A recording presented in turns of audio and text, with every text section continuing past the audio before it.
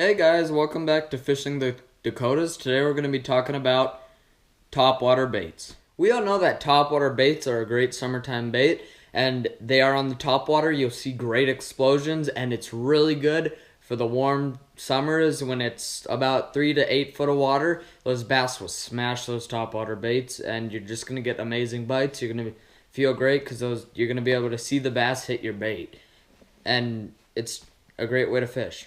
Our first topwater bait is the hula popper. These have been around for decades. What they are, it's a hard-bodied frog with treble hooks and a skirt. It has the big mouth to pop, and they get bass's attention because of the popping and they see something at the surface of the water. Most of the time, they'll think it's a frog. They work really well, and they'll just jump. It'll pop across the water. Next topwater bait is a topwater plug. What I use when I fish a topwater plug is a nice long body plug. I like to have the popper on it just like the hula popper because it makes the nice action in the water. When I'm fishing topwater plugs, I like to have BBs in them and a nice trailer. This can be made out of feather or products like this. It's just a foamy or a plasticky kind of shiny mesh, and they're just great. When I do this, I like to have it clear and have the BBs be able to move around, because when you're popping that across the water, you need something good. Another topwater bait is the hollow body frog. This is just the basics of a hollow body frog. The legs will move. What happens is when the bass goes, it grabs it and it'll push those hooks down to expose those hooks, and the bass will grab onto them and get hooked in the mouth. But the only problem with these are the hookup ratio. The hookup ratio for these are very low because if the bass doesn't bite it right, you're not going to get the hookup ratio. So I'm going to show you guys a way to improve it. And then, so here we got an improved frog. Notice how the legs on it, I trimmed down. Normally they'll be about this long, but you trim those down so the bass are more likely to hit the actual object.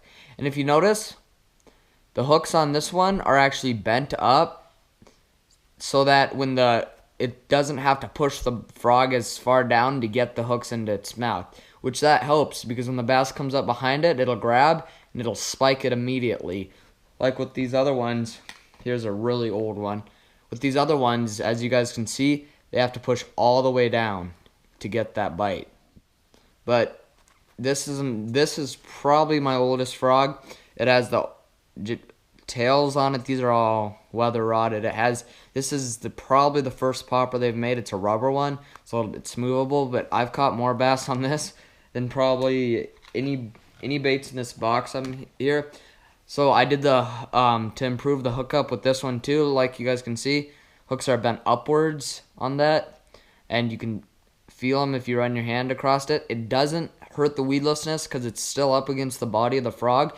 And I trimmed these down because bass, when they hit frogs, they normally go for the legs first, and then they'll swallow the bait. So what you want to do is you need to trim those legs down so when it grabs that, it'll hit the hooks too, instead of just these legs, the rubber legs. And that's not good when the bass does that. So here is a normal frog, okay? Long legs, hooks are they're bent inwards to the body, which you don't want. This, you can catch bass, don't get me wrong, but the hookup ratio is just terrible compared to the other one.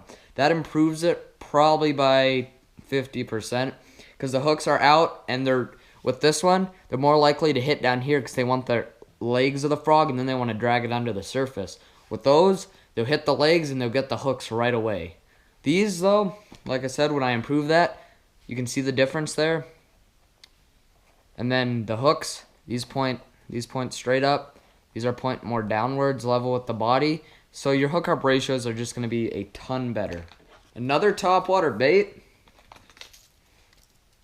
are the jitterbugs.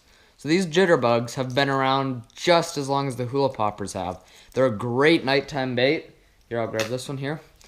And what it is it has that big shape on its body. And if you reel slow, you can reel it fast. And when you reel fast, it changes the action than if you reeled slow.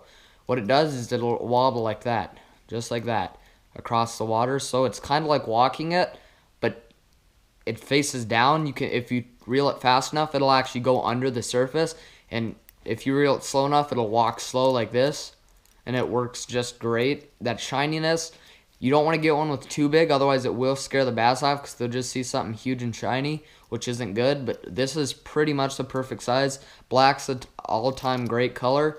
The bass are able to see black a lot more than, let's say, white or something because it's on the surface of the water, and they're just able to see it a lot better. So my favorite for the farm ponds around here, since I live in South Dakota, is the topwater mouse. What this is it's just like a frog. It's a hollow body frog, pretty much, but it has a tail. It's like a mouse. It has the eyes for a mouse, just everything like a mouse. And what it is same thing. Bass comes up, it bites it, pushes those hooks down, and exposes it. I have not modified this one yet. I'm going to soon, but you can't really cut the tail down.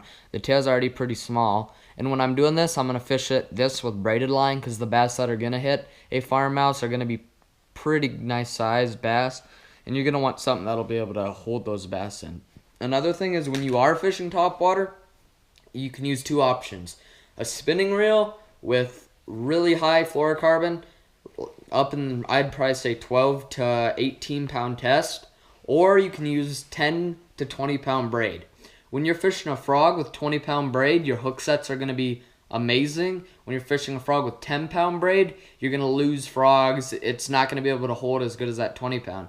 20 pound is my favorite type of braid. People say you need 60, people say you need 40, 60, 50. All those are great, don't get me wrong, but where I live and where I've been to, you don't need that strong of line for the bass around here. They're not giants. When I went to Florida, 20 pound braid did everything for me. And the bass there are huge. As you guys can see in my first video I've ever made, the bass there are huge, and 20 pound braid got me through that.